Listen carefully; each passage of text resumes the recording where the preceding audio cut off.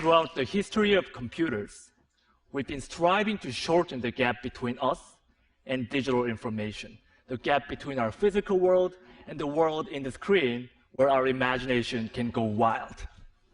And this gap has become shorter, and even shorter. And now this gap is shortened down to less than a millimeter, the thickness of a touchscreen glass.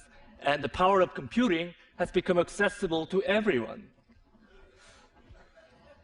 But I wondered, what if there could be no boundary at all? I started to imagine what this would look like. First, I created this tool which penetrates into the digital space. So when you press it hard on the screen, it transfers its physical body into pixels. Designers can materialize their ideas directly in 3D, and surgeons can practice on virtual organs underneath the screen. So with this tool, this boundary has been broken. But our two hands still remain outside the screen. Then how can you reach inside and interact with the digital information using full dexterity of our hands? At Microsoft Applied Sciences, along with my mentor, Katie Blanche, I redesigned the computer and turned a little space above the keyboard to a digital workspace. By combining a transparent display and depth cameras for sensing your fingers and face, now you can lift up your hands from the keyboard and reach inside this 3D space and grab pixels with your bare hands. Because Windows and files have the position in the real space, selecting them is as easy as grabbing a book off your shelf. Then you can flip through this book while highlighting the lines, words on the virtual touchpad below each floating window. Architects can stretch or rotate the models with their two hands directly. So in these examples, we are reaching into the digital world. But how about reversing this role and having the digital information reach us instead? I'm sure many of us have the experience of buying and returning items online, but now you don't have to worry about it. What I got here is an online augmented fitting room.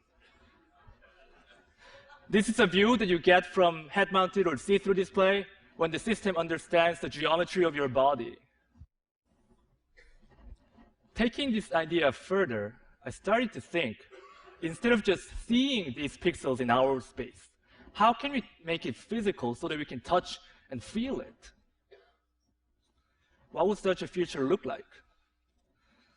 At MIT Media Lab, along with my advisor Hiroshi Ishii and my collaborator Remy Post, we created this one physical pixel.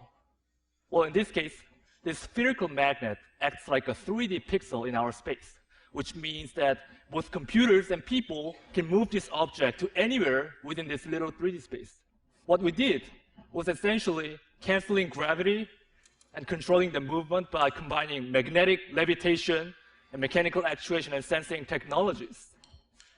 And by digitally programming the object, we're liberating the object from constraints of time and space, which means that now human motions can be recorded and played back and left permanently in the physical world.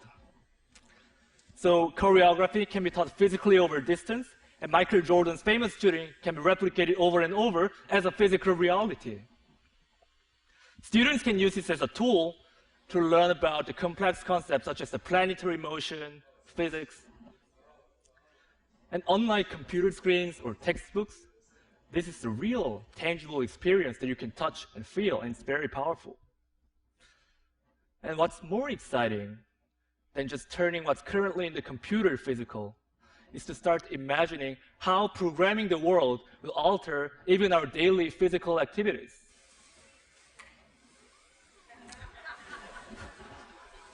As you can see, the digital information will not just show us something, but it will start directly acting upon us as a part of our physical surroundings without disconnecting ourselves from our world. Today, we started by talking about the boundary. But if we remove this boundary, the only boundary left is our imagination. Thank you.